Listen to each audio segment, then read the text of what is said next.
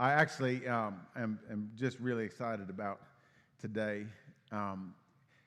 Just feeling the presence and the activity of God just all around this place is absolutely amazing. There's just something going on, and it's not just it's not just our busyness. It's just God working.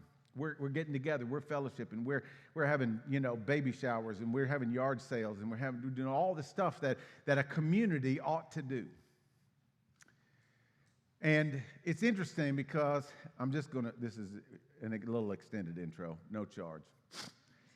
I was reading this article this week, and it really caught my attention because, as you know, we have an anxiety and depression epidemic in our world, such as we've never seen before. It is unprecedented. There is a loneliness that is settled in on our world, and we are more connected, and there's more people on this earth than ever before. There's more opportunities to not be lonely, but we're lonely. And this study said that community is the answer to anxiety and depression and loneliness. And it's like, well, duh, that makes perfect sense. But it went one step further, and this is what I hadn't heard before. That you can dramatically increase your physical health, your mental health, and your longevity, how long you live, not just with community, but by your intentionality in community. That means if you're on the fringes and you're just kind of a little bit in, a little bit out, you're getting some benefit. There's no doubt about it. And you're sort of skating around the presence of the Lord, and you're getting some good vibes off of that. But it's not really dramatically improving your whole state of being. And so I just encourage you today, wherever you are right now, take a giant step forward. Because it's good for you. It's really good for you. It's good for your health. It's good for your mental health. The more people are engaged, they said that even engaged atheist communities see a lot of. I've never been a part of an engaged atheist community, but they say that even that helps. And so, how much more is being engaged in a community with the presence of God right in the middle of it? That is just absolutely amazing. So here we are. We're engaged. We're ready, and I'm really excited to be continuing this series. Now, you probably have noticed that we're sort of crawling through the first part of this story. After today, we're going to start moving a lot faster because the themes sort of start to go in larger chunks. But it's really important that we get these little pieces and these little parts and figure out exactly what's inside of them. This series is called Shouts in Silence, and it is a series on the book of Esther. We're working all the way through the book, the story. And we've seen already that the book of Esther is a very unique book. It's unlike any other book in the Bible. It doesn't read like a biblical book. It doesn't have a lot of these and thous and God language and scriptural kinds of principles in it. It reads more like a secular fairy tale. Once upon a time, there was a kingdom. And there was a crazy king, and there was a stubborn queen, and there was a little Jewish orphan girl named Esther and her wise uncle Mordecai, and then there was an evil villain, and there was a diabolical plot, and just when you think all hope is lost, then good triumphs over evil. Everyone lives happily ever after. That's how the story of Esther reads. And the interesting thing about this is not only do we meet all of the characters, and all of the characters have a role to play, but there's one character in this story that we never get to meet, and that's the character of God. God's name is mentioned nowhere in this story, but it's undeniable. The presence of God, the activity of God, the working of God, the speaking of God, the shouting of God is everywhere. God's fingerprints are everywhere. And through this series, we're asking the question, where is God? Where is God in this story? And we started out with part one. We see that the story opens with this decadent, drunken feast. Lasts 6 months. And the king is just there to show off himself and show off his wealth and his empire. And on the last day of the feast, he requests that his queen appear in her altogether in front of all of his drunken guests, and she refuses. And this sets off a chain reaction. There are laws made. She is banished. She is done away with. And the law is made throughout the whole empire that all women must honor their husbands in their homes. Wonder how that worked. So we asked the question in part 1, where is God when the world is a complete mess? And then last week we moved on to part 2, and we see that the King Ahasuerus, King Xerxes, is now depressed. He is contemplative. He's lost a terrible battle, and now he's really kind of wishing that the queen was back with him. And his buddies get a little bit worried about him, and so they come to him and say, oh, don't worry, King, we're going to fix this. We're going to get you a new queen. And so we moved into what we call the beauty pageant scene, which is not at all like a beauty pageant. It's more like a slave auction. They go and gather 400 young virgins, beautiful virgins, and they prep them and prepare them and pamper them for a year so that the king can try each one of them out and see which one he likes the best. These girls are not beauty pageant contestants. They are victims. They are survivors. Esther is a victim and a survivor. And we ask the question, where is God in our time of trauma? But we'll see as this story progresses that even though God is not front and center and named by name, we see the presence of God, the undeniable activity of God, the evidence of God's working all the way through this story. As this story builds and as we unfold this particular episode, we'll see that God is protecting his people and he's preparing and positioning his people for his greatest work. And as we said, if we look, we'll see. And if we turn our heads and tune our ears, we'll hear that even in their silence and even in your silence, God is shouting. So today we're getting to chapter 3. Chapter 3, and in chapter 3, the plot turns. We take a hard left turn. All kinds of new information here. We've met the character of Esther. We've met Mordecai. And now today we meet a brand new character that we've never seen up to this point. But before we meet this guy, we got to pray. Let's pray together. Our Father, thank you for your word today. Thank you for your presence with us. Lord, thank you for this Spirit that is working so hard and so profoundly in our congregation today. Thank you for bringing us here. Lord, thank you that you're the God of healing and redemption. Lord, that with you our story is never over. And Lord, I pray that you would just open up our hearts and our minds and our souls and just, Lord, let that truth soak in and take root and transform us. Bless us right now. Anoint us right now in Jesus' name. Amen. So if you remember, chapter 2 kind of finishes with Esther being named the new queen. But then if you look at the end of chapter 2, there's this little add-on section. It's kind of like almost like it doesn't belong there, but it really does. It starts in verse 21, and it's really important. It's really pivotal. At the end of chapter 2, it says, in those days, while Mordecai was sitting at the king's gate, there were two men, Bigthan and Teresh, two of the king's officials. They became angry at the king and sought to lay hands on him to assassinate him. Mordecai hears about this, and he tells the new queen, Queen Esther. And Queen Esther informs the king in his name. She makes sure that the king knows where this information came from. And so they're found out, it's discovered to be true, and both of them are impaled on a sharp wooden pole, just like that. Keep that kind of in your back pocket for a little while. But the most important line is the very last line of chapter 2, and I want you to just pay attention. We're not going to use this line a lot in this chapter, but we're going to use it going forward. It's this last line that says, it was written in the book of Chronicles in the king's presence.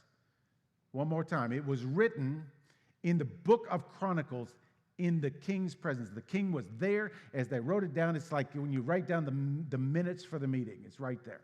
Okay. So we got that. Now we get into chapter 3. And chapter 3 opens, much like chapters 1 and 2. It says, after these things. After these things. But it doesn't mean like right after these things, because there's like a 5-year gap in between chapter 2 and 3. So Esther's been queen for a while. And it says, after these things, King Ahasuerus promoted And right there, we assume we know exactly what the next word is. Of course, he promoted Mordecai, right? Because Mordecai had saved the king's life. It was their custom. It was automatic. If you saved the king's life, if you did something that life-changing, then you get elevated, you get promoted, you get a position of honor. But that's not what we see. No, it says, after these things, King Ahasuerus promoted some random guy out of nowhere, this guy named Haman. Haman. Who is this guy? Where did he come from? And what happened to Mordecai? Well, you remember, we said last week that King Ahasuerus had some sort of epiphany, some sort of change of heart. He was much kinder and nicer and gentler, but he's still an idiot. He's still a piece of work. In that 5 years, he completely forgot about Mordecai. It's like he was erased from his memory. It's like, oh yeah, thanks for saving my life. I would have died if it wasn't for you. So, see you on down the road. Completely forgets about Mordecai. And in this 5-year gap, this 5-year period, he has become completely infatuated with this new up-and-comer, this new ambitious guy named Haman. What's so special about Haman? Well, if we think about Haman and we read about Haman, we kind of get this idea, this picture of Haman, that he's some big, burly, strong man. Maybe he's a military figure or maybe a brash bully. But he's not. I don't know what size Haman is, but he is not the big, burly warrior we think of. He's sneaky. He's conniving. He's underhanded, and he's ambitious. He has his eye on that throne. He says in his mind, someday that throne is going to be mine. And we learn a little bit more about Haman when we look at some extra biblical writings written around that time. We see that Haman is an astrologer. He dabbles in the occult. He's a spiritist, a diviner. We might say a sorcerer. He's a snake. But he's flashy. He's exciting. He can do tricks. He can make predictions. He is good with words. He has a silver tongue. He has an insufferable windbag. But the king, this idiot king, is smitten with his new shiny, sparkly toy. So smitten, it turns out, that he leaves Mordecai in the ditch and attaches his whole self and his whole kingdom and his whole influence, attaches it to Haman. Verse 1 says, he advances him. He establishes his authority over all the princes with him. This means he makes him second in command in all the entire empire. And it gets bad. Because we see in verse 2, he says, all the king's servants who were at the king's gate bowed down and paid homage to Haman, for so the king had commanded. Now don't read on by this. There are two words. Bow down, pay homage. Bow down is the word kara. And it just means to kneel, to give honor, to give respect. That was pretty typical, pretty normal. That was not out of the ordinary. If somebody was elevated by the king, every time they moved about the kingdom, the city, everybody would just kneel. Just give honor, give respect. But this other word, pay homage, is the word shaka. And it means to fall flat on your face, to do reverence, and to worship. Now, this was going to be a problem. This is going to be a real bad problem for Mordecai. It says here that Mordecai neither bowed down nor paid homage. Why? Some say Mordecai must have been jealous. You know, he got promoted, Mordecai didn't get promoted, and it's all sour grapes right now. Say, well, maybe it's an ethnic difference or a religious principle, but that's not it either. It goes deeper than that. It turns out these two have a history. Not necessarily a personal one-on-one history. They've got an ancestral history. If you remember, we saw Mordecai's lineage in the last chapter, and his lineage is he's the son of Kish, a Benjamite. He is a descendant, a direct descendant of King Saul. He's of royal descent. Haman also has a lineage. We see it right there. He says Haman is called the Agagite, which means he's a descendant of Agag, who was the king of Amalek. Haman is an Amalekite. Now, if you've been tracking along for the last couple of months, back in our series on spiritual warfare, you know about Amalekites. You know about Joshua and how he led the children of Israel over the Jordan River, and it was a big traumatic, sort of low-key anxiety deal. And they're tired and they're worn out, and they're just about to embark on taking the promised land, and they are met by this army, this fierce, evil army, the Amalekites. And these Amalekites went against them and fought with them, and they knew all about the Amalekites. The Amalekites were not just mighty evil warriors. They were evil personified. They were in league with the devil. They were sorcerers. There were giants. There were Nephilim in the Amalekites. They were rumored in their day to be shapeshifters, to be able to turn themselves into animals to escape. They were the embodiment of evil. And for generations after that, the Amalekites were synonymous with Satan himself. And Mordecai knows the history. He knows all about 1 Samuel 15. When God came to King Saul through Samuel, and he said, I'm going to punish Amalek for what he did to Israel, how he ambushed him on the way up from Egypt. And he tells Saul, go and attack Amalek, and when you do, utterly destroy them.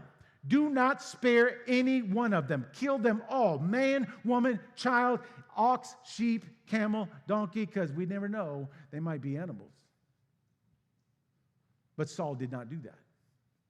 In fact, he defeated them, and then he brought back the livestock. He brought back a bunch of treasure, and he brought back the king alive, Agag.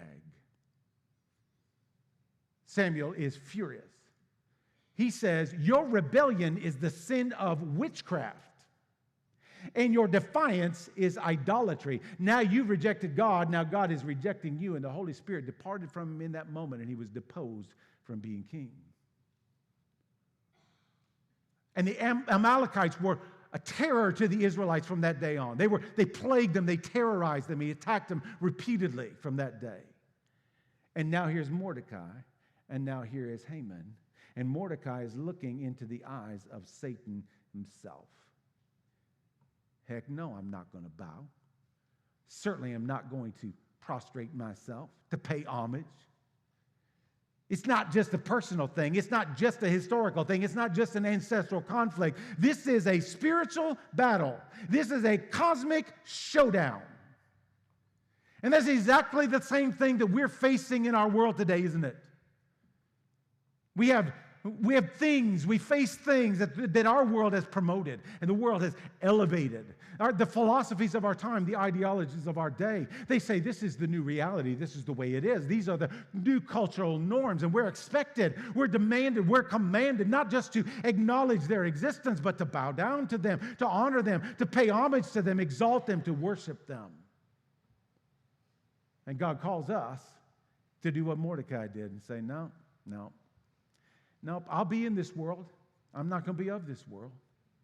I will have love in my heart for the world. I will have respect for my neighbor. But I'm not going to kneel. And I'm not going to honor. I'm not going to do reverence. I'm not going to pay homage. I'm not going to worship. I will not bow to the snake. His friends are concerned. Verse 3, it says, the king's servants who were at the king's gate said to Mordecai, why are you transgressing the king's command? Are you trying to get yourself killed? And they were so concerned, it says, now it was when they had spoken daily to him. They asked him about this every day. And he would not listen to them. They felt like they had no choice. They told Haman to see whether Mordecai's reason would stand, for he had told them what? He was a Jew. He was a Jew. And so now the cat's out of the bag. They tell Haman. And now he knows that Mordecai is a Jew. And now we get to see Haman's true colors, his true identity. It says, when Haman saw that Mordecai neither bowed down nor paid homage to him, Haman was filled with rage. He was filled literally with heat. He was burning with anger. And in verse 6, he says, but he disdained to lay hands on Mordecai alone. One man was not going to be good enough for Haman, for they had told him who the people of Mordecai were. Therefore, Haman sought to destroy not just Mordecai, but all the Jews, the people of Mordecai, who were throughout the whole kingdom of Ahasuerus. It's not enough to eliminate one man. Not enough to say, hey, you better start bowing to me. No, these are Jews. These are my sworn ancient enemies. These are the people of God. And I got an opportunity now to finish the job my ancestors started. I can eliminate them, if not off the face of the planet, at least in my corner of the world. So the wheels start turning. He begins to hatch a plan. It's an evil plan. It's a diabolical plan. And he's going to take this plan to the king, but first, he's going to consult the spirits. He's going to consult the demons, the spiritual forces of wickedness in the heavenly realms. Here's what he does in verse 7. It says, in the first month, which is the month of Nisan, in the 12th year of King Ahasuerus, Pur, P-U-R, Pur, that is the lot, was cast before Haman from day to day and from month to month until the 12th month, that is the month Adar. What is going on here? It's Pur, it's the lot, it's the dice. Pur is the dice. In fact, they recently have found some of these dice. They're not ordinary dice. They don't have numbers on them. They have symbols on them. And it was said at the time that the gods would speak through the dice. He's consulting the spirits through Pur. So he rolls the dice once, and he rolls the dice again, and he rolls the dice again. And he's like, what day are the Jews going to die? And he rolls it again, rolls it again. It's like, okay, the 13th day.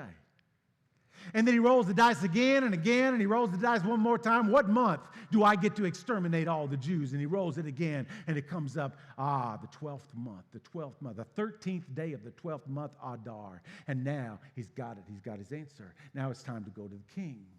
And he couches this plan in his elaborate language. Listen to how he presents this clever plan to the king. Verse 8, then Haman said to King Ahasuerus, there is a certain people scattered and dispersed among the peoples in all the provinces of your kingdom. Their laws are different from those of all the other people, and they do not observe the king's laws, so it is not in the king's interest to let them remain. If it is pleasing to the king, let it be decreed that they be destroyed, and I will pay 10,000 talents of silver into the hands of those who carry on the king's business to put into the king's treasury. This is sinister and brilliant. Notice, he doesn't name them. He doesn't say, hey, there's these people called the Jews. He's not going to say that because he don't know how King Ahasuerus feels about the Jews. He certainly is not going to bring up the name Mordecai because he's not really sure. You know, the king might start to remember the thing that Mordecai did for him. He didn't say any of that stuff. He just says a certain people. There is a certain people. They're scattered and dispersed everywhere. They're like an infection in your kingdom, king. They're different. They're not like us. They're not like everybody we know and love. They're not like everyone else. Their laws are different. Their ways are different. And their customs are different, and that is true. But then he says, they don't observe the king's laws, which was the only lie that he told. Because they did observe the king's laws. They were known as a peaceable people. They were kind and good and wholesome. They had their own ways. They had their own religion. They had their own practices. But they never disobeyed. You never saw any instance of uprising or rebellion or causing trouble of any kind. That doesn't matter to Haman. I know they haven't done anything wrong. They're not committing any crimes. They're not causing trouble. They're just different. And so trust me, king, you don't need to tolerate these people. I know what's best for you. I know what's in your best interest, the best interest of the kingdom. Just trust me. This is not in your best interest to let them remain. So, if it pleases you, if it's okay with you, I'll take care of it for you. All you got to do is issue a decree. Issue a decree that they be destroyed, this is a big word, destroyed, perished, that they be annihilated, that they vanish from the earth. Not reprimanded or disciplined or relocated or even deported. No, destroyed. I'll take care of that for you. You don't have to worry about it. And when I'm done, I'll pay 10,000 talents to the royal treasury. 10,000 talents is an enormous sum of money. In fact, that is 1.5 times all of the money that was in the royal treasury at that time. Where does Haman get that kind of money? He's wealthy, but he's not that rich. He's going to get it when he annihilates the Jews and plunders all their stuff. So how does the king react? The king is not fazed. He's not even interested. This king is a worthless tool. He asks no questions. He requires no explanations. And by the way, he also has no idea that his own wife is Jewish. He's like, whatever. I can't be bothered with this trivial kind of stuff about like wiping out a nation. So he just casually takes off his signet ring, his power, his authority, his name, and he gives it to whom? He says so. Haman, son of Hammedatha, the Agagite, the enemy of the Jews. Enemy of the Jews. And he says, the silver is yours and the people are yours. Just do with them as you please. Keep your money. Do whatever you want. What he doesn't know is he's just signed up in league with the devil. He's just given his authority and his kingship and his name to some stargazing, soothsaying maniac, to evil personified, so that he can have his say and have his way in the world. What king would do that? What government would do that? What political system would ever do something like that? But that's what he does, and that's what Haman does. Haman takes it and runs with it. He springs into action. Verse 12 says, then the king's scribes were summoned on the 13th day of the first month. And it was written, just as Haman commanded, to the king's satraps, to the governors who were over each province, and to the princes of each province according to its script, each people according to his language, being written in the name of King Ahasuerus and sealed with the king's signet ring. Did you notice that? Look at that. Look at the language that he uses. It's written just as Haman said, but in the king's name and sealed with the king's ring. And look at the actual edict. Look at the decree.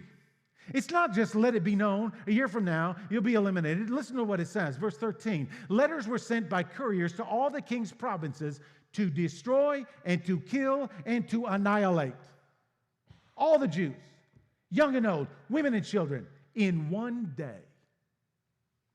The 13th day of the 12th month, which is the month Adar, and to seize their possessions as plunder. Imagine getting that letter in the mail. Imagine getting that knock at your door. Imagine going down to the town square and seeing that poster up on a light pole. It's demoralizing, it's dehumanizing, it's terrifying. This is a one-day bloodbath, and you're on the wrong end. But it's even worse than that. Verse 14 says, a copy of the edict to be issued as law in every province was published to all the peoples so that they should be ready for this day. Ready. Ready. How in the world do you get ready for something like this? And they're thinking to themselves, we're stuck, we're helpless. We've got no power, we've got no resources, we got no status, we don't have any army, we can't defend ourselves, we got nowhere to run, nowhere to hide. This is total, utter, complete disaster. This is tragedy. And so we ask ourselves the question today, where is God in tragedy? We've all asked that question. I don't even have to ask you. I know. We've all asked that question because we've all been there. We've been right there. We've heard these words. We've heard words like Stage 4. Inoperable. Irreversible condition. We've done all we can. We've heard words like there's been a terrible accident. He didn't make it. She'll never walk again. We've heard things like the market has turned and your portfolio has crashed and you now have no fungible assets. We've heard, I've got a confession to make. It's over. I just don't love you anymore. We all have stories of tragedy. I remember that day, September 1988. I was at the state fair. I was having a blast with my friends. And I made it home back to my apartment. And I looked at my little micro cassette answering machine on my phone. And it had like 39 or 40 messages on it. So I rewound it and listened back to message after message of doctors and surgeons saying, your brother's been in a terrible accident. And we did brain surgery and we lifted his skull off of his brain, but there's been no brain activity all day long. I know. And so do you. And I asked, just like you've asked, where is God? Where is God when your world has been shattered, when your heart has been broken, when your hopes and your dreams have been trashed? Where is God? And that's a fair question. Because in those moments, it feels like God is nowhere. It feels like he has abandoned ship. He's abandoned you. And on the flip side of that, what do when someone we love dearly is now all of a sudden faced with tragedy? People often say the worst things in those times, you know. Well, I guess heaven needed another angel. I remember somebody saying to my dad, well, at least you have 4 other children. Stop that. Don't ever do that. And I know we said, if we turn our heads and if we tune our ears, we'll hear that God is shouting, and that's true. But in that moment, I'm thinking to myself, what could God possibly be shouting in a time like this? And you know what? I don't even think I care because I don't even think I want to listen. But C.S. Lewis says, pain insists upon being attended to. God insists on coming to you in your pain. And he says God whispers to us in our pleasures. He speaks in our consciences, but he shouts in our pain. It is his megaphone to rouse a deaf world. God is shouting in this story, and God is shouting in your story. In verse 15, the decree is sent out. And we see 3 distinct responses. Response number 1 is the king and Haman. What do? They sit down to drink. They're like, job well done, clink. Fine day's work, because that's what evil does. Job's finished, we're done, we win, story over.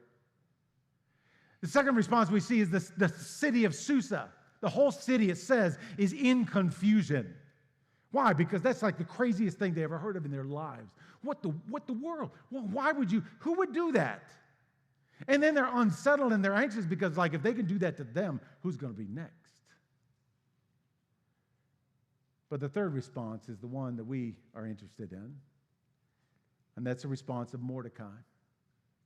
If you look ahead just a couple of verses in chapter 4, you see Mordecai. And it says, when he learned of all that had been done, he tore his clothes and put on sackcloth and ashes and went to the midst of the city. He got as far as the king's gate. And when he got to the king's gate, it says, he wailed loudly and bitterly. And this is the first clue that we get that God is moving and working and shouting. What is God shouting in a time like this? God is shouting, Mordecai, let it all out. He's shouting to you, let it all out. Say it all. Don't hold anything back. Get as loud as you want. Be as sad as you want. Be as mad as you feel like. Tell me all about it. Tell me what a rotten God I am. Tell me what a rotten world you live in. Tell me exactly what you feel, because I'm big enough to take whatever you got to say. It's called lament.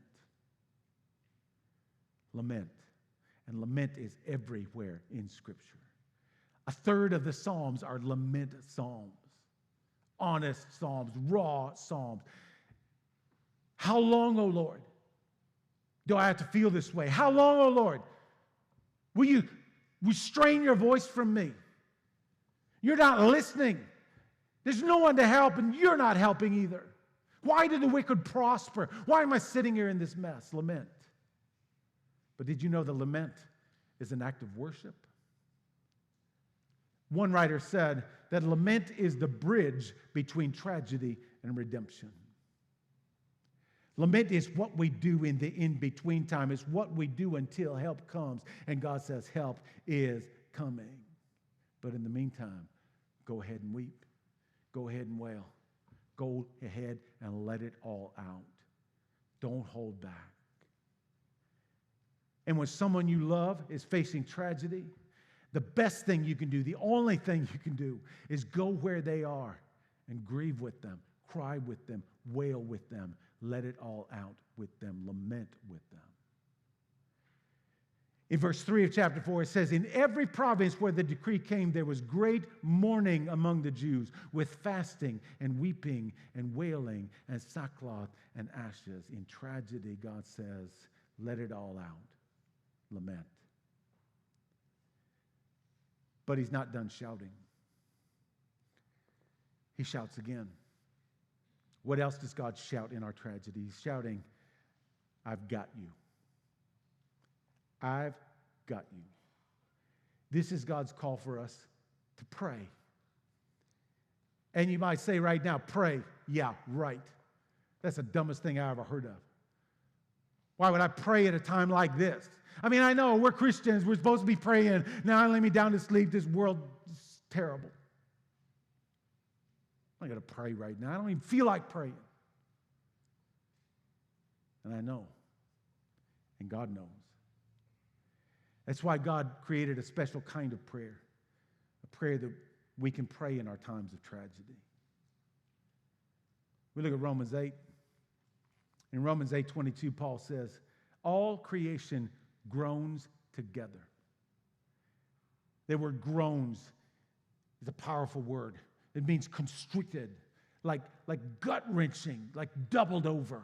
All creation groans together. And he says, we also groan within ourselves, waiting for redemption. And then Paul tells us in those moments, the Spirit helps our weakness because we don't know how to pray. Ever been there? I don't know what to say. I don't know how to pray. When you have no words, it says the Spirit himself intercedes. He bends over. He bends down. And he prays for us. With groanings too deep for words. Which means that in your moment of tragedy, you can say anything you want, or you can say nothing at all. God hears you loud and clear. And he shouts back to you, I've got you. When your loved one is in shock, paralyzed with grief, just show up and pray. N.T. Wright says, in tragedy, it is the job of every Christian to move to the point of pain and pray. What should I pray? It doesn't matter. Pray gibberish. Pray the phone book. The Spirit will speak for you, and God will hear every word. He will shout to you, I've got you. He says, let it all out, lament, and I've got you. Just pray. But here's the most beautiful part of this story. Haman, the evil one, sends out this decree when? In the first month, the month of Nisan, which happens to be right before the Passover. Passover is their most happy, joyful time of year, and you read that and you go, how could you do this? This is so cruel. But as we find out, God is right in the middle of everything. God is working, God is moving, God is shouting. They're not going to cancel Passover. It's going to be a different kind of Passover. It's not going to be happy and joyful this year. It's going to be somber and sorrowful and fearful. Passover will hit different this year. They will eat the lamb while they weep. They'll eat the bitter herbs with heavy hearts, with tears rolling down their faces. But as they gather around that table, as they eat, as they drink, as they share the bread, as they share the wine, as they share the stories, as they remember, they're going to hear something. They're going to hear something different. They're going to hear something else. They're going to hear it's God shouting. I heard your cries then, and I hear your cries now. Your ancestors wailed then. You can wail now. Let it all out. I delivered you then. I deliver you now. So gather and eat and drink and remember. But as you pray, know this. I had you then. I've got you now. I did it then. I'm going to do it again. It reminds me of another night, much like this one. It was the night that Jesus was betrayed. That night was a lot like this because in Jesus' dark night, a decree had been issued from heaven that at an appointed time, in just a few days, Jesus is going to die in a one-day bloodbath. He told his disciples ahead of time so they could be ready. But how in the world do you get ready for something like this? And it's right before Passover. How cruel is that? Turns out God is right in the middle of it. Because on that night they gathered. And Jesus washes his disciples' feet. And then they gather around the table to eat. It was a different kind of Passover. It was not happy, it was not joyful, it was serious, it was somber, it was sorrowful. But then Jesus took the bread and he broke it and he told a different story. He says, this is my body. It's going to set you free. And then he took the cup of wine, and he poured it out and he said, this is not the blood of freedom from slavery in Egypt. This is the blood of freedom from slavery to sin. So go ahead, let it all out.